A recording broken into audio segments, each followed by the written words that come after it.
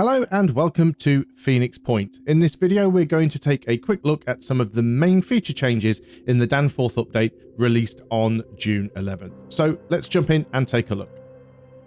The first change we're going to look at is a change to the way that soldier recruitment works. Once you have completed your Haven recruitment protocol, if you go into the personnel screen, you will now notice that there is an extra tab up here labeled Recruits. Upon clicking this, you will have a list of new soldiers that you can hire directly at your base. Regardless of which difficulty level you are playing on, all of these soldiers come without any equipment and armor, so you are literally just getting a raw recruit. So because of that, they only have a cost in food. There's no material cost involved.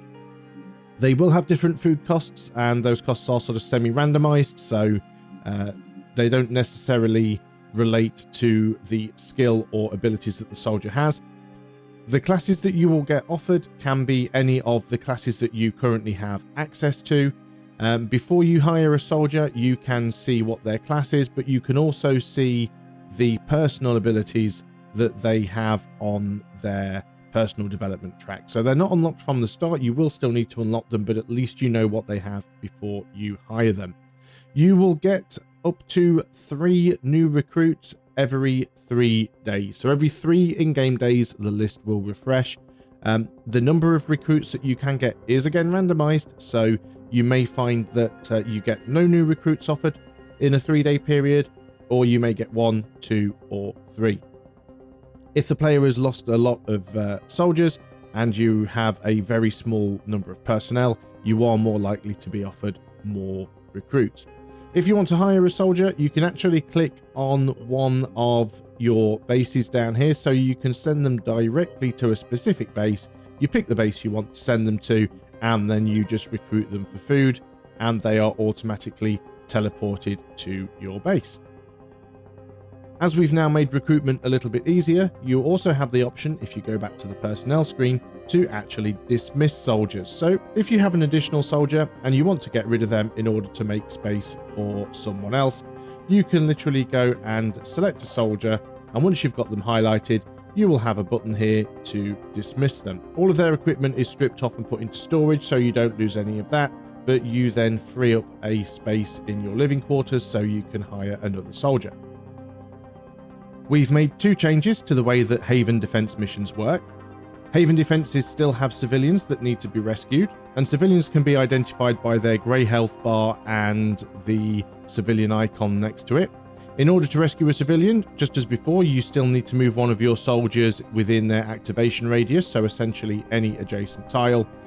Once you have activated them, they become under player control, and you can move them out to an evac zone and get them off the map. However, what we've also now added are Haven Defenders.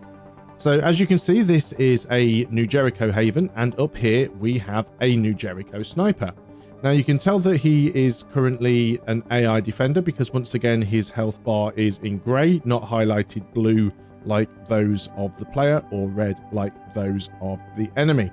The player can take direct control of these by moving one of your own units into the activation area next to them, just the same way that you would with a civilian. So for demonstration, let's just go ahead and grab our heavy because we can jump jet right up next to him.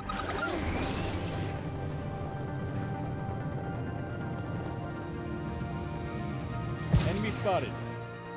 And there we are. We now have the AI Defender under Phoenix Point control. And we can use them exactly as if they were one of our own soldiers. One of the other changes made to Haven defense missions is mist. If the Haven you are defending is within the mist zone on the geoscape, then when the mission starts, there will be random patches of mist on that mission. As you can see, we have a mist patch right here in the street. We've also made a change to the way that scavenging missions work. Previously, in a scavenging mission, the player was required to neutralize all of the enemies on the map before they could destroy the resource containers that were located around the area.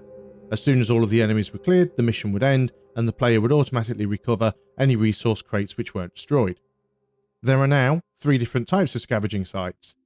There is the more traditional resource recovery, but this now has some slight changes. In these resource gathering missions, instead of the resources being placed in destroyable containers that are scattered around the map, they are now placed in the interactable equipment crates. If we go and stand next to this one over here,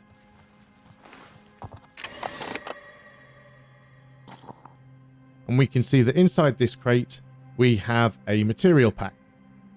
We can pick this material pack up, put it into our inventory, and then remove it from the map if we have enough action points. In order to recover resources from this type of mission, players must now put those resources into their inventory and then evacuate their soldiers via one of the multiple evac points placed around the edge of the map.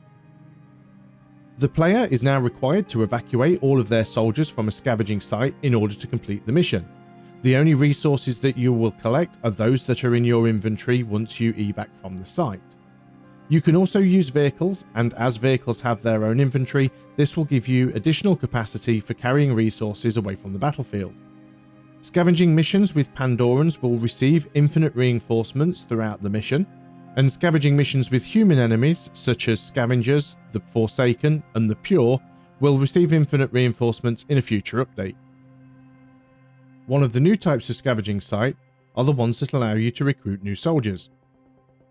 Somewhere on the mission site you will find one or more neutral soldiers. These soldiers all start out wearing the basic armor and weaponry of the Scavenger faction. They remain neutral to the player, but they will be hostile to any enemy forces on the map. If the player can reach them and tag them by moving into an adjacent tile, then those soldiers will become under player control. Be right there. Like all new scavenging missions, the player must evacuate safely from the mission area to complete the mission, and any of the additional soldiers that you have activated and evacuate with will become yours to keep for the campaign. If you have a space on the transport that you have at the mission site, they will be loaded up onto the transport. If not, you will be able to choose to teleport them to a different base. Our third type of scavenging mission is one to be able to recover a vehicle. Much like those with soldiers, you will find on the map a neutral vehicle, either an armadillo, an aspida, or a scarab, and once you move a soldier into that vehicle, you will gain control of it, evacuate it from the map, and it is yours to keep. Another addition in the Danforth update are the Overgrown Scavenging sites. You will start to see these as the campaign progresses. They appear later in the game, and they will offer greater rewards, but they will also have more difficult enemies. These offer a little bit more visual variety to the scavenging missions. They will still have the same type of scavenging missions available, so either recovering resources, rescuing soldiers, or recovering a vehicle, but these maps are a little bit greener, as the name suggests. They are overgrown, nature has started to reclaim them, and they add a bit of visual variety to the missions. It's also worth noting that with the changes to scavenging sites in Danforth, a lot of the scavenging maps are now also larger than they were before the update. That covers all of the major changes in the Danforth update. However, there are a lot of smaller changes in there also, including a redesign of the Pandoran citadels, a rework to the Scylla's hit point and armor system, along with numerous changes to the status effects. We've got a lot more exciting changes coming in our next update called Cthulhu, and that will be focusing on changes to the geoscape, including exploration and base building. We'll have more information about that as we get closer to release.